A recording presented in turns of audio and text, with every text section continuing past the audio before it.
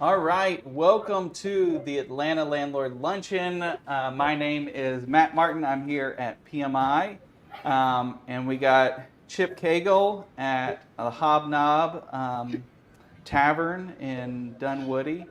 But we're going to go ahead and get started. So thank you guys for joining us online. If you're watching live or a replay of this event, or if you're in person. So at the Atlanta Landlord Luncheon, we meet every third Monday, and it's our goal to bring you monthly education, market updates, networking opportunities with buy and hold real estate investors. So people who are looking to build long-term wealth through buying and holding investment properties. And you are welcome to follow us on Facebook and also on LinkedIn and YouTube. So you can search for us at the Atlanta Landlord Luncheon. We're always trying to build our social media following there, and we're streaming to those formats as well. But I did want to let you know some upcoming speakers that we'll have coming up in the next few months. So let me pull that up in just a moment. All right, so today's topic, we're talking about walking the tightrope of tenant happiness. It's always a challenge with landlords on pleasing tenants, keeping tenants happy. But we're going to be talking about the challenges involved with that, but also how it can impact your bottom line when it comes to tenant retention and tenant satisfaction. So that's the topic for this week, this month. And then upcoming, in October, we have Christy Cobb coming to speak. She's from Paragon Accounting and Tax Solutions, and she's going to be talking about tax savings for real estate investors. It's often an overlooked portion of real estate investing, especially for, I call them accidental landlords, homeowners who have relocated and are keeping a house as a rental property. Oftentimes they're unaware of the tax savings and benefits they have when it comes to repainting, replacing flooring, all of those things. There are tax deductions and savings involved with that. So Christy's going to be sharing about that. And then in November, we have Amanda Riedling. She's a probate attorney, and she's with Georgia Wills Trust and Probate.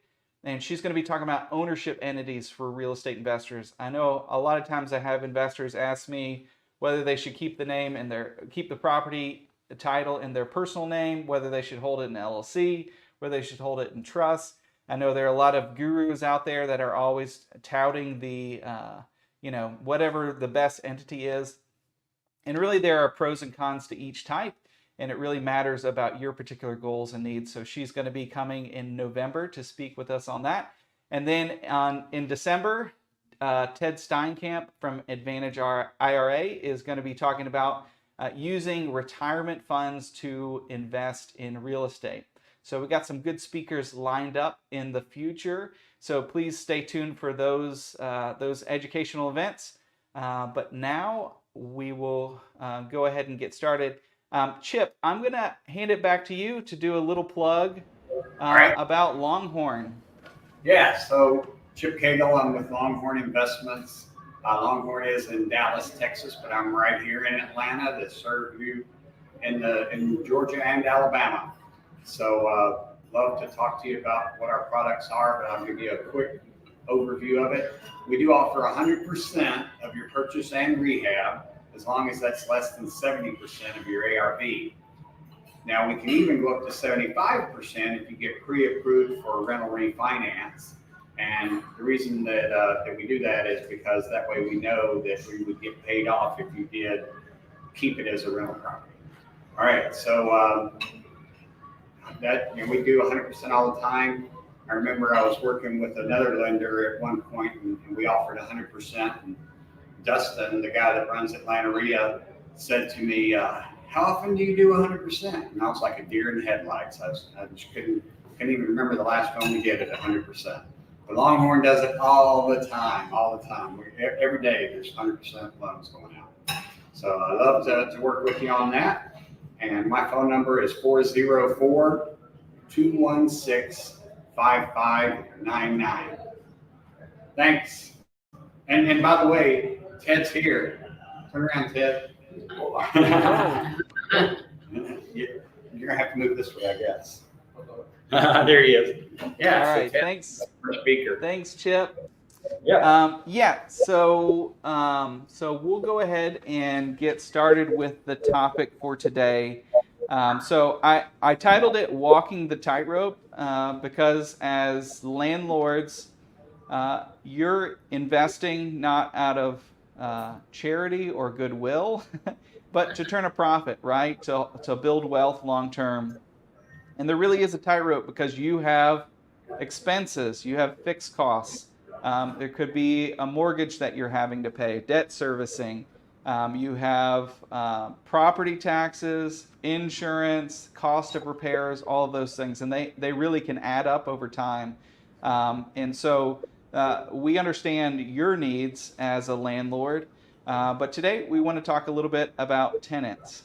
So this is a rapidly shifting market, and I guess I should introduce my two co-hosts here. So this is Rachel Kennard, Janae Fletcher, excuse me, and it's anyways. So they're two of our portfolio managers here at PMI Georgia, and how many properties do you guys individually manage? Do you know? I believe, about 180 right Okay. now. Yes. Okay, 180 doors. Yes, 180 doors. And I am probably right behind her, about 170, 160, Okay, somewhere in there. I don't know how many right off the back by heart. awesome. And so, out of those properties, so Rachel and Janae, they work with the owners of the properties that we manage for them, and then they also work with the tenants. So they get it on both sides in understanding the landlord's needs, the owner's needs, and then also the needs of the tenant. And one of the reasons why this is such an important topic today is this year has been a rapidly shifting year in the Atlanta real estate market. So most people in Atlanta, if you've been a landlord, if you've been an investor, every time you experience a vacancy, you're used to rents going up. And it's usually you can put a sign out, you can name your price and rent, and you probably could have gotten it. But this year has been a big shift in that we are now entering into a renter's market. So many of you understand that the home resale market has been lagging. There's a lot of people who have been converting their previous home when they relocate, converting it to a long-term rental. There have been a lot of investors who are in the short-term rental space with Airbnb who just aren't getting the return that they were seeing in the past. So they've been converting to long-term rentals, and so there's just a lot more supply in areas, especially people who can't sell right now. So people who have bought in the last year or two, they don't have enough equity to sell without taking a loss. So they're thinking, hey, why don't I just rent my home out? So in a lot of markets around Atlanta, we're seeing a lot of supply, and renters all of a sudden now have options. And for the first time in a long time, landlords are having to compete for renters. And so that's why we wanted to introduce today's topic to talk about how tenant satisfaction and tenant retention can impact your bottom line as an investor. But I always think it's helpful for us when we're talking about tenant relationships to talk about our own experiences. So the first question I'm going to throw out to our property managers here is we've all been renters in our own life, right? What is a negative or a positive experience that you have had renting a property? That would be worth sharing here.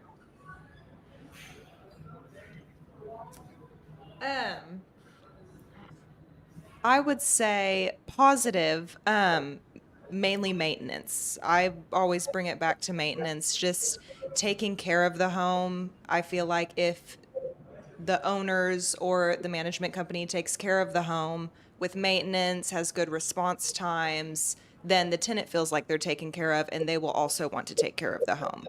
So previously, when I rented places and the maintenance was on top of things, they did preventative maintenance, I could tell that they cared about the place, and I knew that anything that went wrong would get handled. And it made me care more. It made me do more things, take care of things ahead of time as well. And I didn't want to leave. I didn't want to leave. Of course, you don't want to get kicked out of a place, so of course you're going to pay rent. But with a place that's, I'd say, not keeping up the maintenance and not taking care of things ahead, then the tenant's not going to want to. So I've had a lot of leaks that weren't taken care of. That would be my negative. And just it made me feel like the complex didn't care about the renters, didn't care about the tenants, and so I would leave immediately and I wouldn't rent there anymore. I'd leave bad reviews, and that gets to a lot of people. So that's just what I think. Yeah, so great point there, Rachel. So I guess to summarize, how the landlord or property managers took care of maintenance communicated a lot to you about and influenced whether you cared about the property, but also whether you wanted to stay long term and renew your lease, or leave as soon as you could, right? Janae, you got a story or comment about being a renter? Any positive or negative experiences there? Well, the negative always goes back to maintenance. Maintenance is a very important factor when you're dealing with tenant retention. And just being understanding to a tenant in hard times. Um, but it usually goes back to maintenance. That is our biggest complaint when it comes to tenant satisfaction. The one thing I hear is I pay my rent on time every month. How come this isn't getting fixed? Or how come you didn't do this or that? So, Right. yeah. And then a positive experience is just, you know, as life goes on, we always sometimes we come across hard situations or hard times. To have a little bit of flexibility and understanding when those hard times come around is important. Right. Yeah, absolutely. Awesome. Yeah, I know from my own experience. I did have an apartment we rented. There was a leak in the unit above me, and our bathroom ceiling fell through. And I know Rachel has recently experienced that. For some reason, there can be repeated maintenance issues that can really cause a lot of problems for tenants and cause them to want to leave. I also, when I rented a single family home, the owner's wife, when they came to do repairs, she went through my wife's cookbooks and commented on it to my wife later on, and it felt a little violating, right? I think the reason why I wanted to share these stories is, I think we've all been renters at different points of our life, and it's always important to keep that in perspective. You're providing a service. But there is an agreement in place about what it is you're providing and the timeliness of how you go about that. So we wanted to talk about tenant retention and tenant happiness because it can also have huge benefits for your bottom line as a landlord. So one of the first parts that we will talk about, let me pull this out so we're bigger. Is how tenant retention can lower your turnover costs. So I'll throw this one out to you guys. What are examples of turnover costs that a typical landlord will face? If you can throw out some items. You should always be prepared to repaint Mm-hmm. in between tenants. Life happens, especially if you have children, handprints get on the walls. That is something that you are not going to get away from in between tenants. Painting, carpet, cleaning, perhaps new flooring, depending on how long the tenants has been there. are things you should keep in mind when you're getting ready to go through a turnover. Okay, so repair costs to get the property ready for a new tenant in rent-ready condition. So you're saying always be prepared for a repaint, whether it's touch-up or a full repaint. You should be prepared for a full repaint. You can get away with touch-up, but be prepared for a full repaint in Right. between tenants. Right. What are some examples of other turnover costs that a landlord will face? Well, you'll always have to change the locks. So you're going to have to pay for locks. I always think about toilet seats. Nobody wants to sit on the same toilet seat. So just, it seems like minor things, but a lot of those minor things, the paint, the lock, the toilet seats, just those small things really do add up. And let's see, there's utilities while the property is vacant, the owner will have to pay for.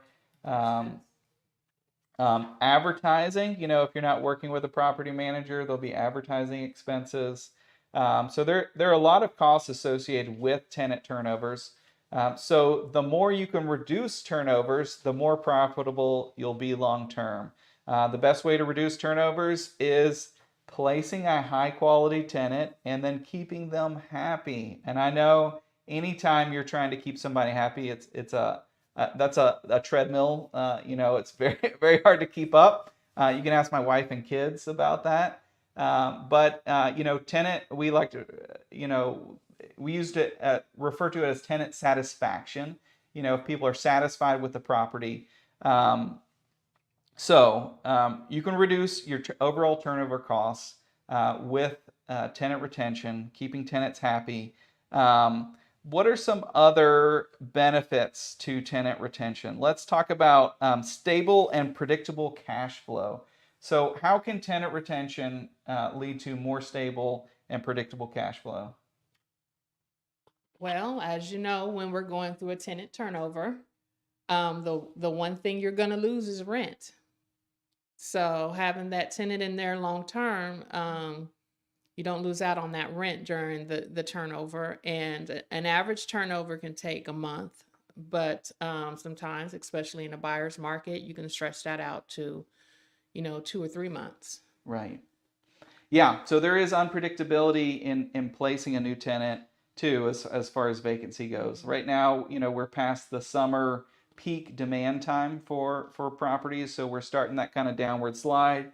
Things get a little bit slower in the winter as far as getting properties rented. Another thing that happened to us last year was all the people who couldn't sell last year. They got through the summer market and they're like, hey, why don't I put my property onto rent? So October was a very hard month last year, and we're not sure what this fall is going to look like with a lot of these properties that have been sitting on the market for sale, whether they're going to all of a sudden decide they want to rent. So there is unpredictability to that. So keeping a tenant happy, even if the property is being rented slightly below market rents, that predictability has a value there as far as planning for the property 12 months out with a lease renewal and things like that. Are there any other ways that it can lead to more predictable cash flow, you think? Oh, tenant retention? Yeah. Well, if you have a tenant in your property, you know that you're most likely going to get the rent.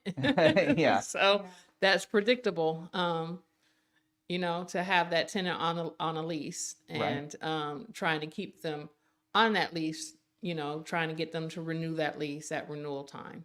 Right.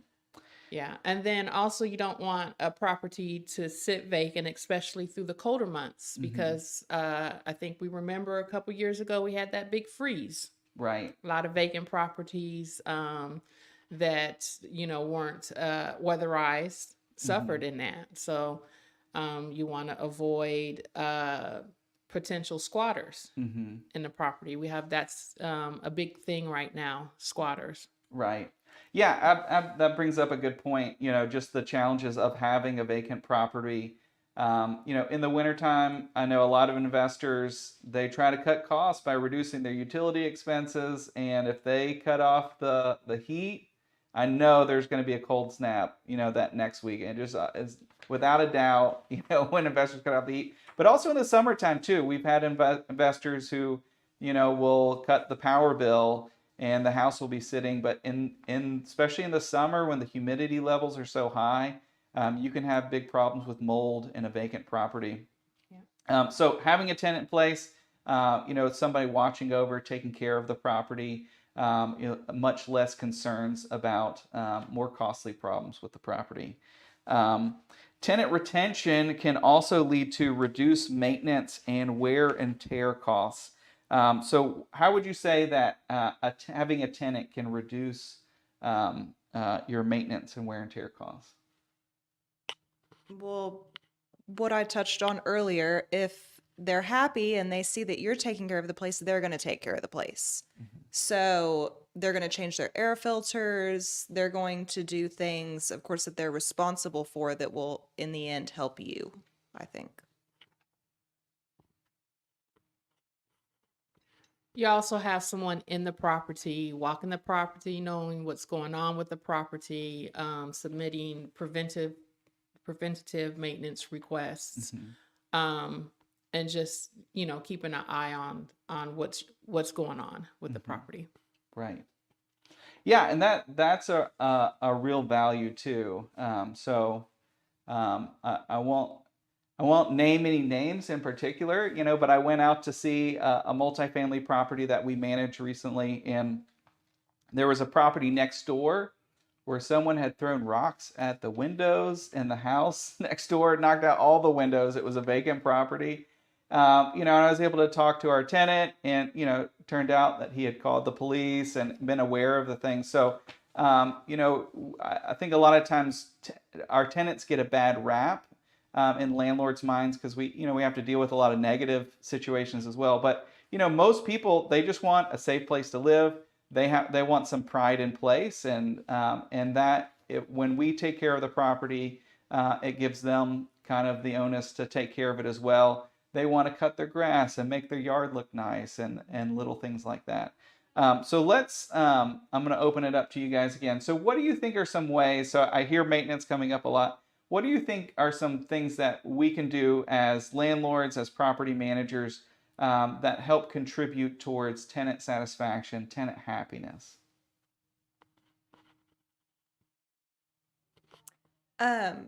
I always think like doing anything preventative, if you can do a preventative HVAC biannually, doing anything preventative with pests for the home, the tenants really notice that.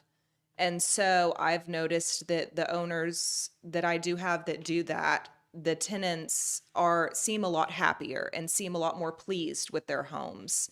And I forgot what else I was going to say.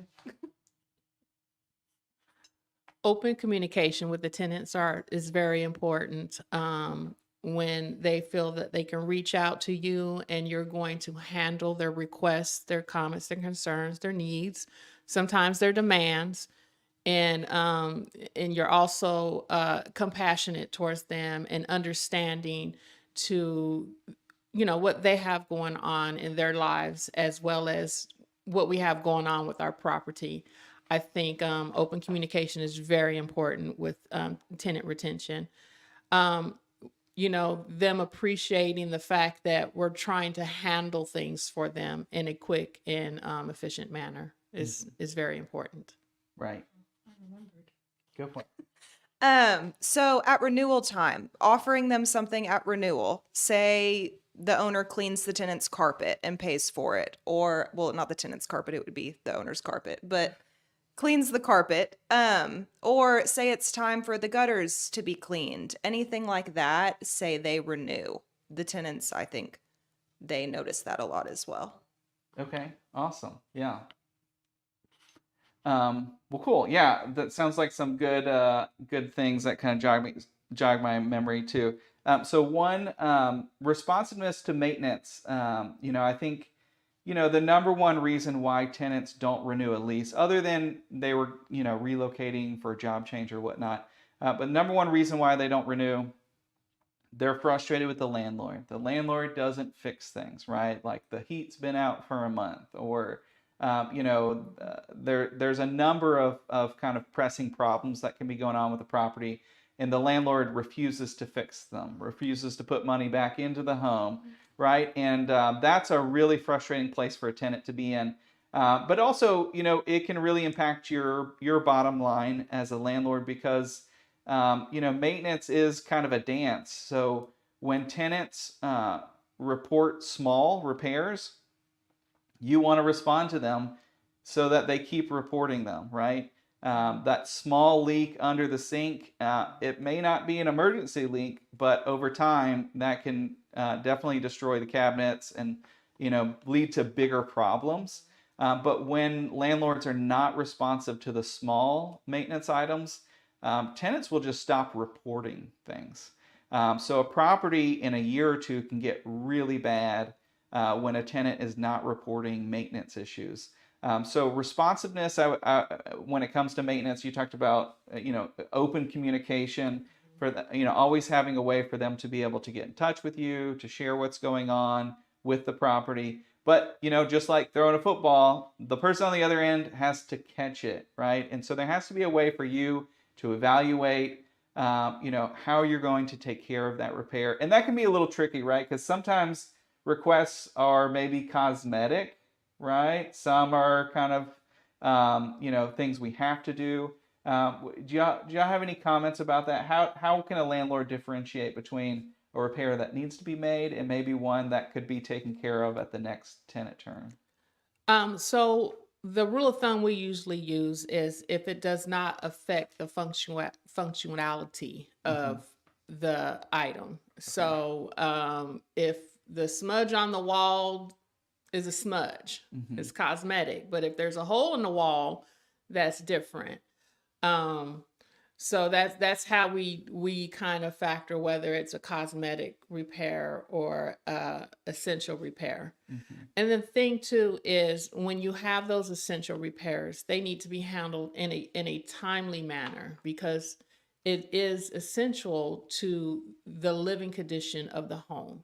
So when we have a major water leak, even if it's outside, it is a major water leak, and it's not only going to cost you money, but it's costing the tenant money because it's a major water leak. They have to pay for that water that's Right. leaking out. So we want to make sure that those kind of repairs get fixed quickly. Right. Absolutely. And also in this new renters market, renters have choices. They have options when they're touring properties. So that's why getting properties rent ready is a really important part of trying to win that business. What we're really talking about today is how to keep that business.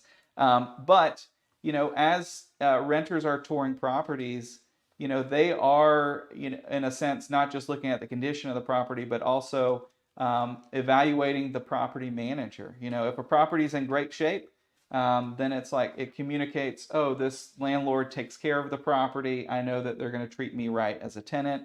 But if a property's run down, if there are scuff marks, if there are things that aren't up to snuff, then it's going to communicate to the tenant that you don't really care about the property. And some tenants may think, well, the landlord doesn't take care of it. Why should I take care of it? So how you respond to and take care of maintenance really does set a standard with the tenant and how you expect them to take care of it. And so that can pay dividends when it comes to your next turnover, getting a property back in good condition. It can also affect the amount of rent you get. When they go in, they see a lot of smudges on the walls, or it just doesn't look as nice as the next home. So it can be a beauty contest, as you like to say. When you're in a renter's market, and if you're not the beauty queen, right, then you may sit there for a while. I like to say real estate's a price war and a beauty contest. And right now, renters have choices, and I keep trying to share this with our new clients. Most households are going to be run by a woman. That's just like the reality of our economy these days. They're going to open up the cabinets, under the kitchen sink, in the bathrooms, and if they're dirty, that's going to communicate something to them that it's not a place they want to live, right? So little things, I think Rachel had mentioned, little things can go a long way when it comes to attracting the right tenant. But also, that's if there's a tenant who cares about the cleanliness of the unit going in, then you know that they're going to care about it while they live there. And so that's a real benefit for you as a landlord. I think, Rachel, you had touched on things that landlords can do at renewal time. There's also things throughout the lease cycle that can be done as far as tenant incentives. I know one thing we offer is we offer a Late fee discount coupon. a one-time coupon. Because life happens, and right. so they have the ability to use this coupon once a year to reduce their late fee by $50. Mm-hmm. So that is something that we offer our tenants. Right. I know of other landlords or property managers who might do a gift card every once in a while for a tenant that pays on time every month. I know that's a real benefit for you as an owner, getting that consistent cash flow. And so what are some other, you mentioned some maintenance things. What are some other things that a landlord or property manager might do to help increase some incentives for quality tenants? We are looking into flexible payments. There are programs out there where the landlord can get their rent payment on the first, but the tenant can sign up with a secondary company that will break up their payments for them. I think that sounds like an awesome program that really be beneficial to tenants. Depending on the tenant's type of work, sometimes paying weekly might be more beneficial to them than paying monthly. So there are some programs out there that allow the tenant to pay weekly, but you get your payment in full at the beginning of the month. So offering some flexible payment plans. I always want to make sure, I'm thinking about self-managers that let the tenants get behind 1 to 2 months on rent. It's not the lease is the payment plan. I just want to make sure that that's clear. You're not renegotiating the lease, but being able to offer ways that the tenant can pay that fits their schedule is helpful. What are some other incentives for tenants? I know we do offer credit reporting, so positive credit reporting, so we can help tenants build their credit. You had mentioned air filter changes. So that's always, an important part of maintaining a single family home. The HVAC, it needs regular filter changes. It can be a little bit of a challenge getting tenants to replace them. And so some companies will send them a filter during that time, and that's kind of their cue on when to replace the air filter. What else are some? I know you said besides maintenance, Uh-huh. but things like that could be cosmetic Mm-hmm. that they requested. Say you've been pondering it, you could do something with that, or even like power washing. And I think that doing maintenance would be more beneficial for the owner and the tenant, because you're not just showing the tenant you care about the property and want to maintain it, but you're doing something for your property as well. So you're not just giving the tenant something, you're improving your property. Right. Yeah. So housing, it's not just the utility, like everybody needs a place to live, but it does represent, a little bit of how you present yourself to the world and to the community. So there are some like quarterly and annual things that owners can do to help spruce up the property. So pressure washing driveways, sidewalks, limbing up trees, pruning shrubs. Those are some of the items that are a little bit trickier for the average tenant to take care of on their own. So that definitely, and it's something that you definitely want to keep up on to keep your property well maintained. But it can there are some benefits that can come back to you when it comes to tenant satisfaction and tenant retention. You got something else, Janae? Oh, no. We offer gutter cleanings every year around Okay. that time. It's a big thing that we do. send out the notices to our owners, and the tenants appreciate it. Right. Yeah, there's nothing worse than seeing a property that has a tree growing out of the gutter. It communicates a lot of things about the property owner and then the person living there. So yes, so those are some nice tenant things. Things you can do for tenants. I know there's a large apartment company in Atlanta. I think it's Walton Properties. I think years ago, the owner of that noticed that a lot of his tenants didn't have books. It'd be families with young children, and there were no books in the household. So he would buy books and offer it when people brought in their rent. He'd give them a free book, and so there's a lot of ways that owners can kind of give back to tenants, and that can help increase kind of this relationship you have with somebody who's helping take care of your asset long term. Well, cool. Well, are there any other kind of practical tips that you can think of that can enhance tenant retention or tenant satisfaction?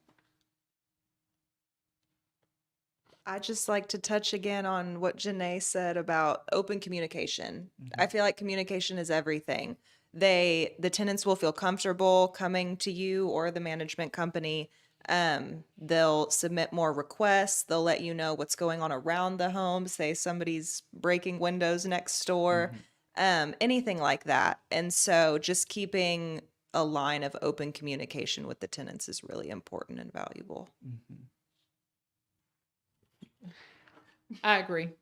And then let's remember that, reducing turnovers every 2 years to every 4 years saves you $1,500 annually in turnover costs. Over 4 years can lead up to $6,000 in additional rental income. And then a proven tenant retention enhances your property profitability by up to 7%. Right. Yeah, so there's a number, once you start breaking down the numbers, there's a number of financial incentives for you. One being it reduces vacancy. So there's just, the rent that you're not getting when the property isn't rented. There's the cleaning and repair costs that you always have to do as you're getting a property turned over and rent ready again. There's marketing costs of leasing a new property. In addition to leasing fees, if you're paying a property manager or a realtor to lease the property for you. So those costs can really add up over time if you are only keeping a tenant for a year or two. So our average tenant stay is 3 years, and we actively work to grow that as much as we can, and that yields benefits for our owners.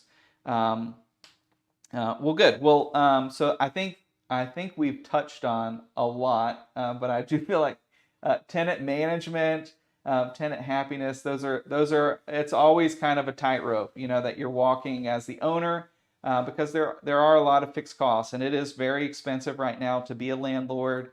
Insurance is up, property taxes are up, cost of repairs are up, and in a lot of cases rents are down, and so. During this season of the market, we're trying to figure out every way we can to help property owners be more profitable. And by focusing on tenant retention and tenant satisfaction, you can help defer and delay some of those costs. So hope you've enjoyed today's talk. Janae and Rachel, thank you guys for joining us again. So I'm going to open it back up. Chip, do you have anything else that you wanted to add in conclusion? Hey, no, what we usually do here is let everybody introduce themselves. You want to? Yeah, go for it. All right, Ted will get up and start it out for us. Yeah, let me just stand up. Yeah. If I can. It was a hard day at the gym yesterday. Okay, here I am. Hey, I'm Ted. I guess I'll be your December speaker. I'm with Advanta IRA. We're a third-party custodian for self-directed IRAs. And I'm here to enjoy lunch with the guys and learn a little bit more. Thanks. Gordon Katz. No, I'm gonna sit. Excuse me. I'm Gordon Katz. My kids call me a real estater. I've been in the real estate game a while. You know, just came to enjoy lunch with the company. Hey everybody, I'm Arrow. I'm Arrow Taylor. My business is Under the Willow Home Staging. We've been in business for 20 years now, and we've got an 8,000 square foot warehouse. I've got 9 stagers who work with me, 4 warehouse techs who help take care of my warehouse and furniture and move it. We've got a 20-foot box truck. So we can stage your properties. If you're going to be selling your properties, we can charge by the month for that. And if you want to do any other types of rental for STRs or co-living, we can do the purchase of that for you and get it installed for you and have creative financing for you for that. Thank you.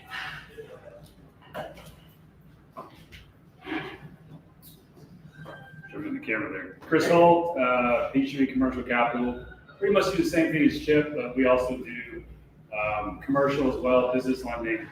I've been a landlord, kind of interested in continuing to be a landlord, so very helpful. Thank you. All right, that's it from here. Oops. All right. Well, thanks, guys. Thanks for joining us. I will say, for those of you who just shared about businesses and things, if you would go on our Facebook page and our LinkedIn page, and you can share a link to how they can find your business, that'd be a great way to kind of network and build our social platforms. So, again, check us out on Facebook, LinkedIn, and YouTube, Atlanta Landlord Luncheon. And thank you guys for joining. And we will see you guys next month as Christy Cobb shares about tax savings for real estate investors. So check that out, especially as you prepare for the end of the year. Make sure you get those savings, and we will see you next time. Thanks so much. Bye.